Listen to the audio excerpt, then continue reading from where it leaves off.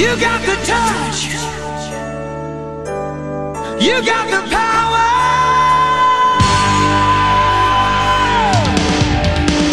Yeah!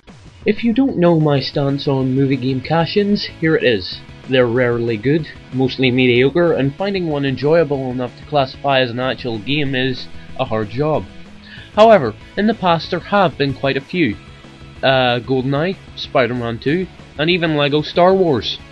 Which leads us up to the latest movie game that we'll be looking at today. Scott Pilgrim vs. the World, a game nerds have been raving about based on a movie people have been raving about based on the graphic novel nerds have been raving about. Whew. Which leads us to the question, does this stand up well against the movie and graphic novel, or is it a bad memory we should leave with almost every other movie game cash-in that has ever existed? The first thing that should strike you, and rightfully so, is the exquisite mock 8-bit graphics. Think Mario, yet much more developed than that blocky NES style that we all love. It's a lovely retro revival style that I for one hope to see in more games. One thing that doesn't resemble the NES, however, is the abundant colour. Everything is so vibrant and lovely that it's a really nice refresher from some of the dark, shady games that seem to be overflowing the market now. And just like that, just because it uses a colour palette that isn't brown, grey and black, it is a true breath of fresh air. If you're a fan of the old school beat 'em ups like Double Dragon and Streets of Rage, then you're gonna feel right at home here. Not to say that the game's limited or anything, as it's definitely packed with lots of fun, challenging content, but the question is, how challenging do you like your games? Because if the answer was not very, then you just might have a rotten time with Scott Pilgrim vs. the World, as the difficulty level is way above the norm. That said, beating up the many enemies on the seemingly endless levels is so very fun, and if dying repeatedly means I get to enjoy the level again, so be it. That's just how fun and enjoyable the game is. Now, as I said before, Scott Pilgrim is an old school beat 'em up, but the fellows at Ubisoft have grafted a few modifications onto the tried and tested formula to make it more interesting. Now, as you would expect, there are a few different moves that Scott or your friends can pull off, but certain moves can only be learned after you amass enough experience points, giving the beat 'em up a strange RPG quality, which works quite well. The second thing you may have noticed is that I use the phrase, your friends.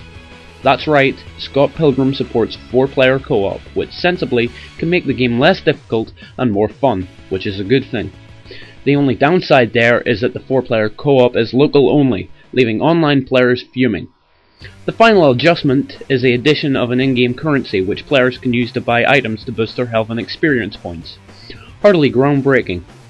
However, with this, you can buy some items that are indeed very interesting, fun and creative. Good luck finding these though, as the shop they're sold in is very well hidden, and if you do find them, you'll find them to be so expensive that it may hurt physically. If you do find the money though, trust me, it's well worth it.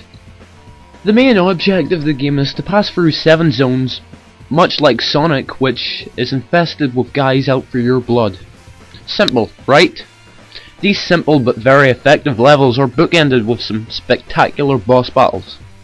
These bosses are Ramona 7X's, as you might have guessed, and they all come with their own unique spin on the boss battle. One directly parodies Guitar Hero, one takes place on a rooftop with a giant's transformer, and another one even taking place in a crowded stage. They're all pretty challenging, but just the uniqueness that Ubisoft have given to something so usually mundane makes it all worth the while. Plus, the crowning touch, a booming KO when you defeat a boss, a direct nod to Street Fighter. Freaking awesome. It's not very often that a modern game comes along that has such an interesting soundtrack, but I say without reservation, Scott Pilgrim knocks it out of the park. Keeping in tone with the 8-bit art style, the soundtrack has been composed by chiptune masters Anamanaguchi.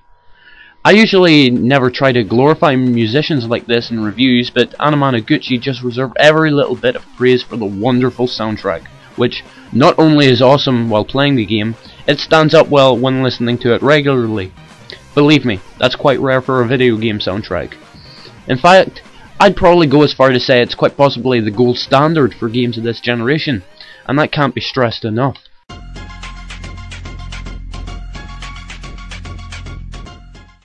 Is it hard as nails? Yes. Does the difficulty diminish the awesome fun? No. My hat's off to Ubisoft. Normally, any other company wouldn't care what licensed tripe they're shoveling onto the marketplace, but they've taken their time with this one, and they have managed to produce a very polished and extremely robust beat-em-up. Scott Pilgrim vs. the World fully earns my 93%.